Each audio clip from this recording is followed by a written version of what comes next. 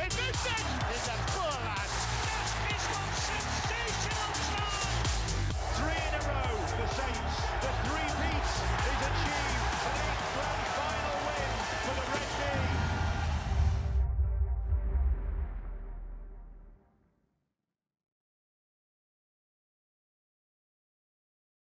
Well, good evening. Welcome to the Last Tackle, our weekly rugby league show here on the Sportsman, your home of the Rugby League Online. Joining me this week, former London and Warrington Wolves coach Andrew Henderson, current head of rugby at Keighley, and we're in the presence of a treble winner because alongside Hendo, Carrie Roberts from St Helens and England. Carrie, welcome to the show for the first time. Your season got back underway this weekend. How were you the day after? Yeah, a little bit sore. You know, we haven't had that much contact during pre-season. We've just focused a lot on our fitness at the moment. So it was nice to get back out there and get the ball in hand and actually play rugby. And as I alluded to just now, treble winners, of course, last season, St Helens, and that after a year of kind of just having to wait because of COVID, the season being suspended. Is there a sense of pressure about doing it again, or do you guys feel ready?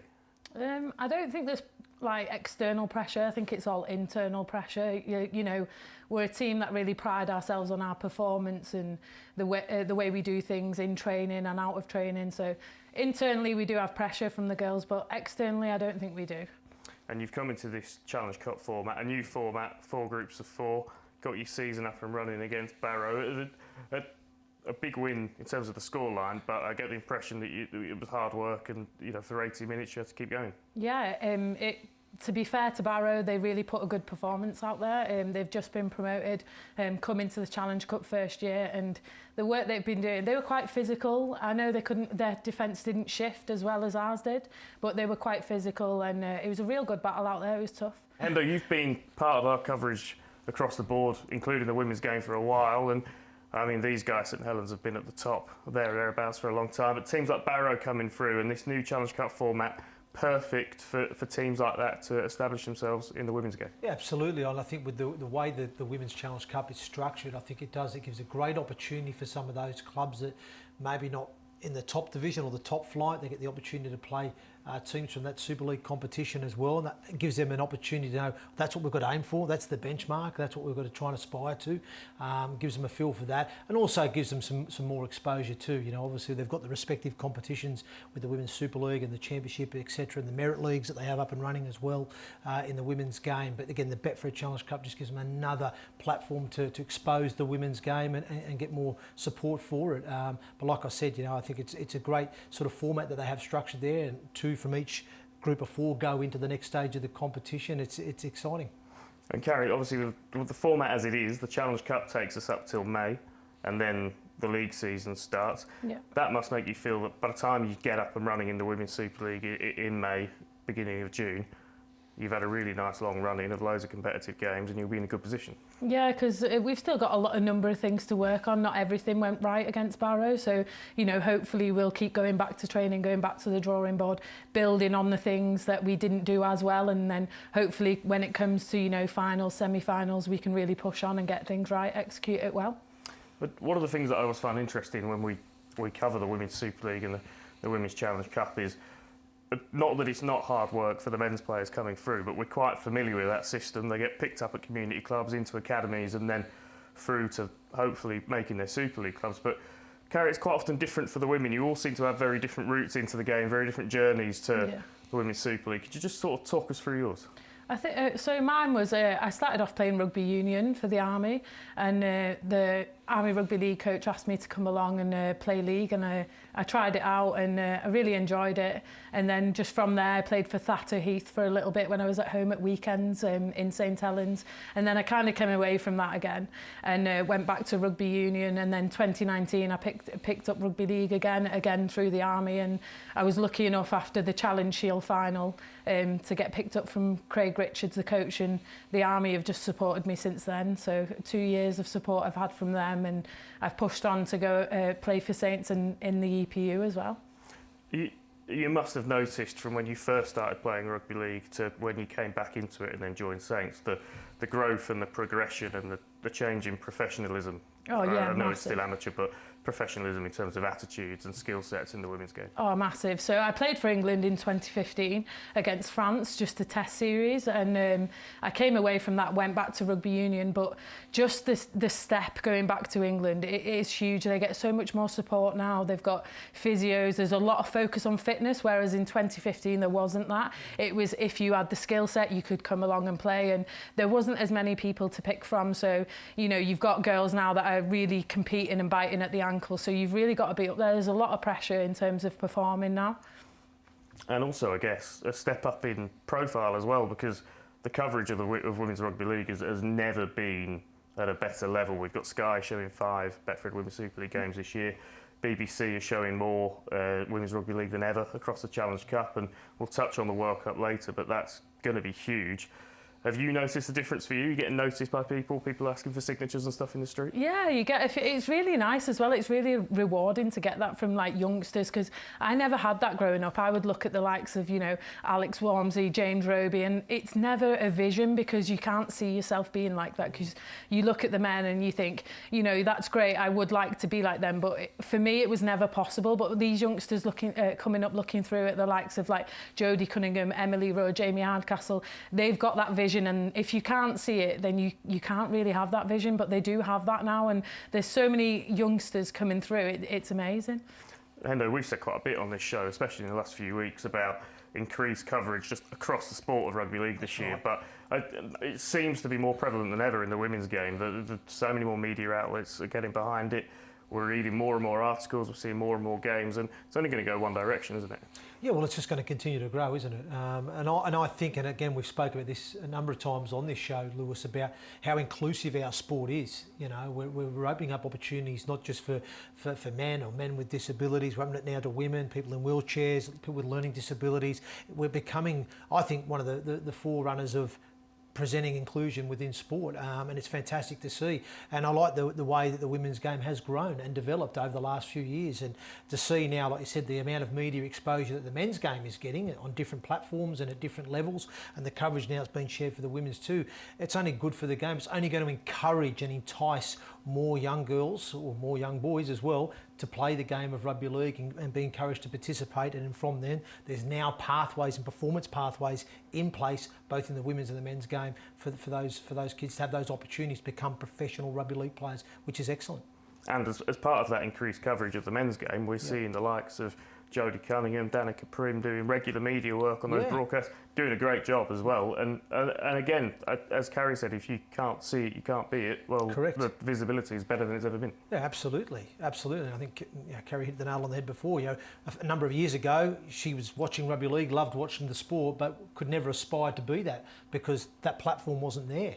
Now there is a professional rugby league competition structured in different tiers. There's now opportunities for women to, like you said, work for some of these media outlets, media streams, opportunities now to play in World Cups, represent your country, your nation, you know, so it's fantastic. And like you said, you know, it's probably great now that those opportunities for me, and that's why I always talk about rugby league. You know, rugby league, it's about creating opportunities for people, you know, to not only support their clubs, but participate at different variants of the game, and also, you know, potentially become professional players as well.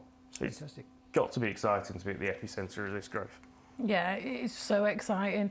And do you know what? I've really enjoyed the journey. I know we've only been back playing for St Helens since you know, 2020, but I've really enjoyed the journey and the coverage around it. It just makes you want to improve as a player as well.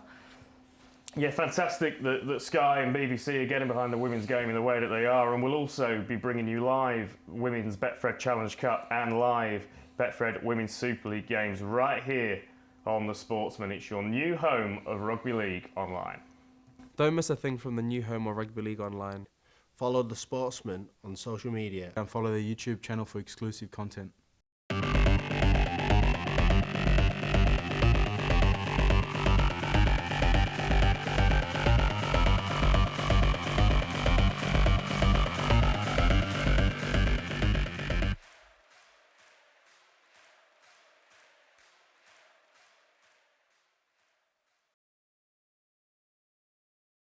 Yeah, loads of exclusive Rugby League content right here on this channel. We've got this weekly show, of course. There's plenty of other features and live games regularly as well. We brought you this weekend Batley Bulldogs against the Featherstone Rovers in the Betfred Challenge Cup. Featherstone coming out on top of that one, and elsewhere in the Challenge Cup.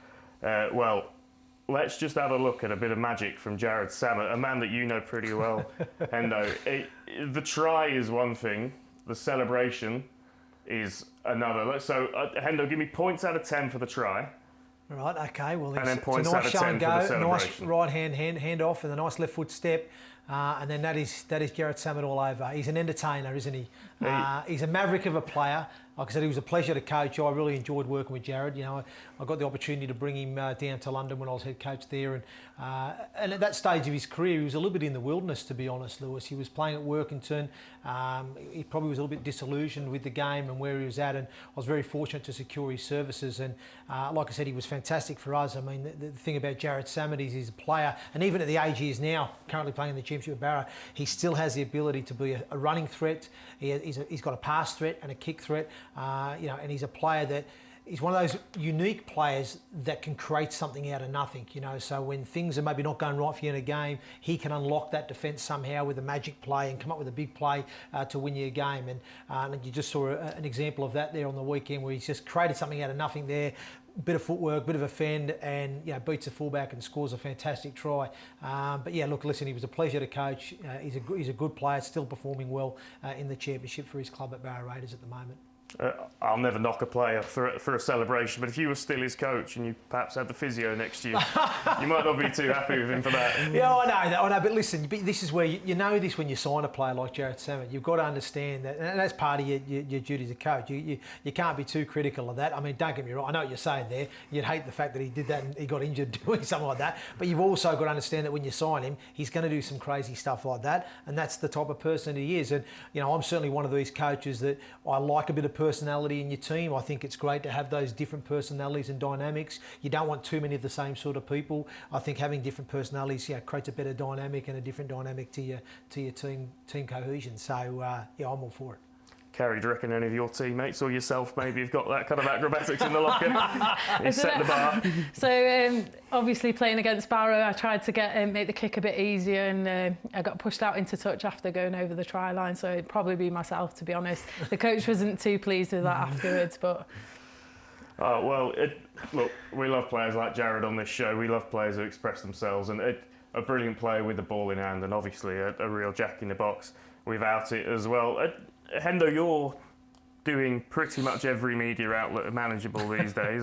You're always on the telly, but you are also head of rugby at Keighley Cougars. Yes. How's that been? Obviously, League One season fast approaching. Yep. Enjoying yourself? I am actually, Lewis. It's been nice to sort of have a little break from coaching and kind of recharge, I guess, to a different degree, and have a look at a different type of role within the game. I'm certainly very, very grateful that I'm still involved in our great game here, and albeit in a different role, in a different capacity as a head of rugby. It's more of a administrative role. I'm overseeing performance operations and managing our performance department to make sure that all the departments are aligned, the medical, the S&C and the coaching department, that they're all working together well professionally, and giving them a bit of structure to work to there. And then I'm sort of overseeing the development of our performance pathways within the club as well. So trying to set up our England Talent Pathway program, which we're going to launch in spring, which is going to be our 12s, 14s and 16s. Talking to the local college at the moment about setting up a development academy for the club to continue that pathway at present. And then I'm just overseeing recruitment and retention of staff and players moving forward as well. So it is a slightly different role, but again, it's something that it's another skill set, I suppose, to add. In terms of where we're at as a club, we're obviously a club with ambition and aspiration to get promoted to the championship, but we certainly learned a harsh lesson on the weekend in our friendly against Swinton. They've certainly set the bar as the team coming down from the championship with the way they played against us yesterday. We've certainly learned a lot of lessons on what we need to do to fix up to try and challenge for that promotion spot this year. But very excited. It's been a long pre-season, Lewis. It's been a longer than normal pre-season. It's been about an 18-week pre-season. So the boys are chomping at the bit to get this season underway on the 27th of March. I'm going to mention a word that is a bit of a firebrand in rugby league at the moment, disciplinary. I'm not going to go into the rights or wrongs about the rule changes and and what's going on at the moment, because I know everyone's got a different opinion. But from a rugby perspective, in a coaching perspective, and especially because you guys have had a few weeks to look at what's happening in the Super League and look at the yellow cards and the bans that have been handed out, what are you doing as a coaching setup to mitigate for that and to make sure that you're not on the wrong end of it? Well, it's just, to be honest, Lewis, it's making, I suppose, constant reinforcement, really. I suppose, so obviously, when we found out this, certainly that the rules would change, or the approach to our game was going to change this year. We sort of found out a little bit harshly during the Challenge Cup. We played Hunza. We had a couple of people up to the tribunal after that game. Unfortunately, lost one player through suspension, but which we didn't argue with. But obviously, sort of what we learned from that experience was, after speaking to Paul Collin, was how severe they were going to go with some of these charges. So we've had to sort of relay that back to the players and quickly sort of adapt. Like you said, we've been fortunate enough, we've had a few extra weeks or months to prep that ahead of the season and get that right. But it's just been through, making the players aware, constant reinforcement at training, you know what I mean, to make sure that we are just toeing the line on those sort of things, and then just adapting some of our technique as well and how we approach our contact, or certainly our pressure when we're pressuring players from the inside. So there's been a few little things to tweak there, and hopefully we'll see the benefits come the round. Well, we'll turn our attentions to this weekend's Betfred Super League action, the weekend just gone, that is. And, Thursday night, Hendo, I didn't know what to expect from Leeds versus Hull FC. What we got, I don't think anyone really expected. Hull FC, very, very good. Leeds, very ordinary. Yeah, well, like you said, I think everybody expected a Leeds win at home, especially off the back of Hull FC losing to Casford the week before. But I'll tell you what, Brett Hodgson, he obviously got his players fired up. Again, the thing about Hull FC, there's a bit of a pattern, isn't there? When Jake Connor is on and he is playing to the levels that we know he can play to, they're always in with a good shout of winning those games. And I think Jake Connor was outstanding on Thursday night. I thought he was a big part of what they did. I also think Chris Satay and Liggy Sau, the way they go forward and how industrious those two players were, I thought they were outstanding for Hull as well. But Jake Connor, off the back of that, really capitalised on the good work from his forwards laying that platform. Leeds, the tough thing for them is they just don't seem to be clicking at the moment. I think they're really missing Cruz Leeming at the moment. I think he's been a big dent for them, like not having him in that side. He's got a presence about him. He's got energy. He's their leader, and I think it's pretty evident with him not on the field at the moment that they're struggling a little bit. The halfback pairing of Caesar and Austin just isn't, for me, quite gelling or clicking at this moment in time, or not working as fluently as they'd hoped for. So I think Leeds have got a few issues there that they need to address and fix up pretty quickly. I mean, at this stage of the season, Lewis and Carrie, you don't need to be. You need to be winning games. You don't have to be winning pretty. You've just got to win games, because you can't afford to lose too many where you're then trying to play catch up for the rest of the year. So Leeds need to get it right pretty quickly. Hull on the other side, they need to get some consistency in their game. I think we've seen that the ability that they have when they're on. It's the magic word, isn't it, for Hull FC? It has been for some time. We've said for years, haven't we, when we've been doing this show, that if Hull FC could find some consistency, then they'll be challenging every week. We'll skip through some of the other games from that round. Friday night, Wakefield up and running at last against Toulouse. It's getting more and more difficult for Toulouse, isn't it? They have obviously got their challenges around players and recruitment and things like that, but it isn't looking good early doors. Hull KR, great win for them against Salford. Salford really did come back in that second half, a 20-minute spell where they were really in that game. And then what a statement from St Helens. We know they're good, Endo. We talk about it every week. They're the best team we've seen for a long, long time. They just seem to keep getting better, and I don't know where they lose this year. I'm like you. I mean, I said at the start of the season, I couldn't see past St Helens or Catalan, to be honest, at the end of the season. I think Catalan will grow as the season goes on, but St Helens, you've got to take your hats off. They're doing a lot of things right and a lot of things well. I think they've still got a hungry group of players that are determined, and that's a key thing. When you've been part of a team that's been used to win and won so many trophies, there's always that challenge of have they still got that hunger, they still got that desire to want to go again. And when you watch the way they play, they certainly still have that hunger and desire to achieve and perform and improve performance every week. And I think they're a fantastic team. They're all on the same page, they're in sync, and I think they're going to take some beating this year, to be honest, Lewis. A remarkable side. Carrie, obviously men's double winners, and looking like one of the best Super League teams we've ever seen. Yeah. Women's treble winners are looking like one of the best women's teams we've ever seen. How special is it being part of that club at the moment? It's really special. I think the key thing for me last year was when we won the Challenge Cup and we did the open top bus tour. That was really special for us, and they just make you feel really inclusive. And I feel like at St Helens as well, no matter who steps up, they kind of come up to the level where the rest of the players are, and I think that's across the men's and the women's game as well. So we've got a lot of under-19s that have come up to us as well, and because there's a big pressure from the girls inside the group, they just seem to gel and step up, and I think it's a really good pathway for the men and the women. And then Saturday at the weekend, Huddersfield, what a game that was, Huddersfield. Cass, that one just kept, well, the first half was all Huddersfield, wasn't it? But the second half, Cass made a real game of that. And then Wigan suffering their first defeat of the season.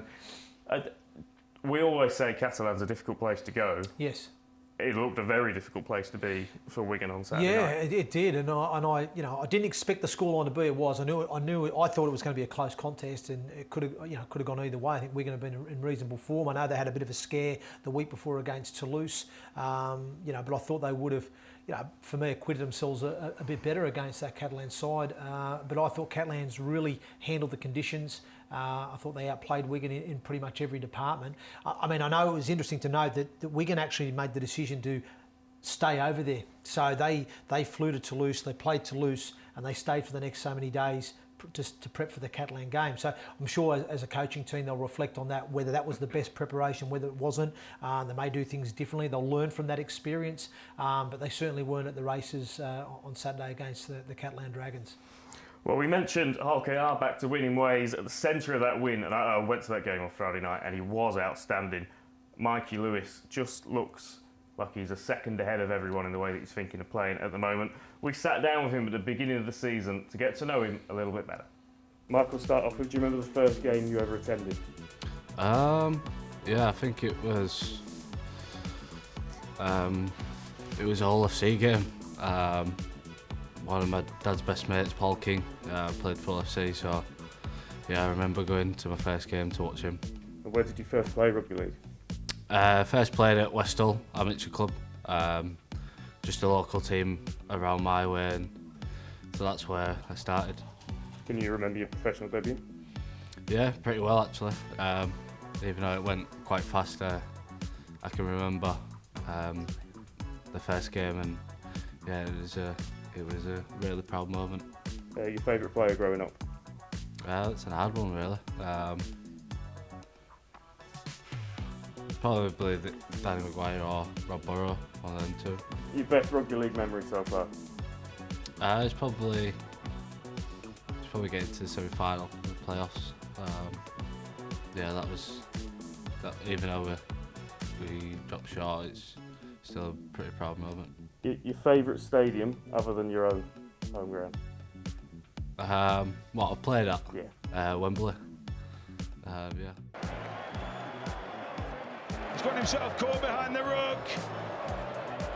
Lewis, Mikey Lewis. He deserves that. I think he scored that. Yes, he has.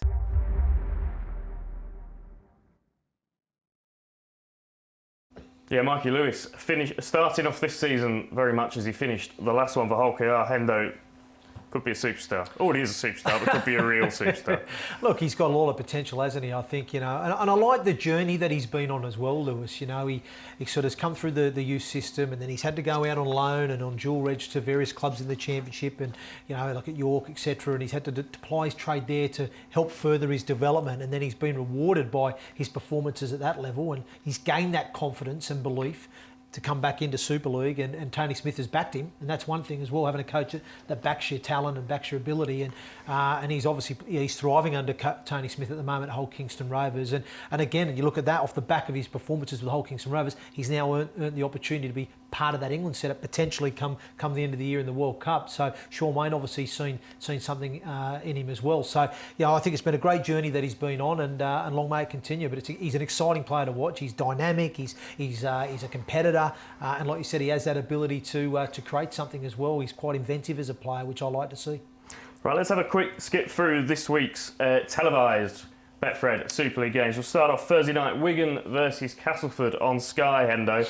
And we were just chatting about this one off air, and both of us of the opinion that this could go either way. Oh, this is a tough game. You know, like you've got both teams that are coming off the back of losses. I think Wigan at home will have the edge and have maybe a little bit too much. But like you said, I think for me, there'll be a desperation from both teams. I think Cass need a result, don't they? They need not only a performance, but they need a result. So I think Lee Rafford will have his side really fired up for the trip over there to the DW Stadium. But equally, I think Wigan were probably not. They could probably argue. I've not seen the Toulouse game back, but they probably weren't at their best that game. And then they've obviously come off the back of a 28-0 defeat to Catalans. So you could argue that the last couple of games for them, performance-wise, hasn't been where it needs to be. So they'll be very determined to fix that this week too. So I think it's going to have all the ingredients for a good game. And then at Friday night on Sky, Salford versus Leeds and Hendo. For me, that fence is looking almighty comfortable to sit on in this one. There's no confidence in either side, is there, at the moment? That's the problem. Whoever wins this game will hopefully get a bit of a confidence boost, but I think, who knows? Yeah, and again, the reality is the pressure's on Leeds. You know, I think Salford, they've started the season well with a couple of early wins, and they've had a couple of tough defeats as well along the way. But I think they'll be quietly confident back at home. And I think probably looking at the way Leeds are currently playing, they'll probably think they'll generally think they're a chance. But the reality is the pressure is on Leeds because they need to deliver a performance, because before long, if these losses keep creeping up, they're going to be further and further away from having that chance of making the playoffs. And then also Friday night, Hull KR go to Catalans, a tough assignment for them, that one. And then Saturday lunchtime, I love Saturday lunchtimes when there's Channel 4 Rugby League on Hendo. Warrington Wolves versus Wakefield. On paper, you make Warrington favourites, but they're coming into this on the back of quite contrasting weekends. Yeah, they are indeed. Like you said, I think they're another one where Warrington at home, I think with the quality that they've got, I think they will be too strong for Wakefield. I think they would have learned some harsh lessons from that defeat against St Helens the week before. So I think there will be a hunger within the side to deliver a performance at home in front of their fans. But equally, Wakefield will go into this game with nothing to lose really. They're probably not expected to go there and win. However, like you said, they've come and got their first win on the board last week at home against Toulouse. So like whenever you've had a result, there's always a little bit of confidence about you, and there's a little different energy within the training field that week leading into this game. So it certainly could be a potential banana skin for Warrington if they don't start well and they're not focused on the task at head. Wakefield could cause them some problems, but I'd like to think that Warrington will be too strong for Wakefield on that day. And then also Saturday, St Helens make the trip to Toulouse, and obviously a home game for Toulouse, but it feels ominous, doesn't it? I think so. Carrie may know more than me about with the team going there, but I won't ask her to give us any tips there. But I think personally, I think Saints will be too strong. I think the vein of form that they're in at the moment, I just don't see them taking the foot off the gas, even though they're facing Toulouse. I think they'll prepare professionally and they'll go there and do a professional job. Toulouse, for me, they're showing encouraging signs, Toulouse, and certainly in recent weeks. They've been in both contests in the last couple of weeks, but they just seem to be falling off in that final 20 minutes of a game. They just can't seem to get that 80 minutes out that they need to get themselves a result and across the line. But I think certainly the coach Hules can have a look at some of the positives and draw some of the positives that they've had from the recent weeks and try and hopefully build some confidence to challenge Saints. But I think it's going to be damage limitation for me on that day. And then rounding off the weekend on Sunday, this could be a great game. Hull FC versus the Huddersfield Giants. Huddersfield obviously in fantastic form, and Hull FC, on last weekend's evidence, Jake Connor worth the admission fee alone. He was absolutely outstanding. And of course, the big subplot to 2022 is that all roads lead to the World Cup this autumn. And Carrie, you've obviously got your eye on the World Cup. It would be daft for you to even suggest that you haven't. How do you keep it out of your mind though? Because you've got to balance that international and that club form and make sure that you are in the right place. Yeah, I think us as a club, we just take every game as it comes and we try not to focus too far in the future. But as England, I think we're just still working hard, doing our programmes, making sure we're trying to do the best with the time that we've got with England, but we are also with our clubs quite the majority of the time. So on Saturdays, there's a lot to fit in with the England group. We've spoken about the increased coverage of the domestic women's game. The World Cup will take it to another level. BBC showing all the games from all three World Cups. It could be a real landmark couple of months for women's rugby league, couldn't it? I think it's going to be incredible for the growth of the game for the women. You know, it's going to be in huge stadiums, so much coverage. All these youngsters can look up and see what it's like to play against huge opposition. I'm so excited to play that opposition. It's going to be so good for the game, for the girls, just for the standard. Even the men will be looking at them sort of games and thinking, you know, look how much the women's game's progressed, and it's going to be fantastic, huge. England starts off against Brazil. The big one that everyone wants to be involved in, of course, is at Old Trafford at the end of the tournament, at the final. That in itself, a double header with the men's final, of course. Old Trafford's going to be a fantastic place to be, isn't it, for rugby league fans? Yeah, amazing venue, and a double header as well. So hopefully everyone's going to make a day of it, stick around, watch both contestants play. It'll be really good. And women's rugby league, we've spoken about the progression in terms of the skill set and the ability and the fitness of these players. England haven't had a chance to test themselves against an Australia or a New Zealand in the last few years, but I do get the impression that there's a quiet confidence that they'll have a real good go this year. Yeah, absolutely. We're a step up from any other Rugby League World Cup, and that's just the environment that we're in. So, you know, they might think we're going in there as underdogs, but we're quietly confident that we can go and do a job. We've been working hard behind the scenes, and we're really going to put the pressure on if we do end up going. The men's team will ramp up their preparations for the World Cup, the game against the Combined Nations All-Stars, returning in 2022. And Hendo, you were assistant coach last year, and you're assistant coach this year. Yes, I am indeed. I'm very much looking forward to it, Lewis. And some of the players that you got to work with last year, it was all a bit thrown together, but you still came away and won that Test match. Yes.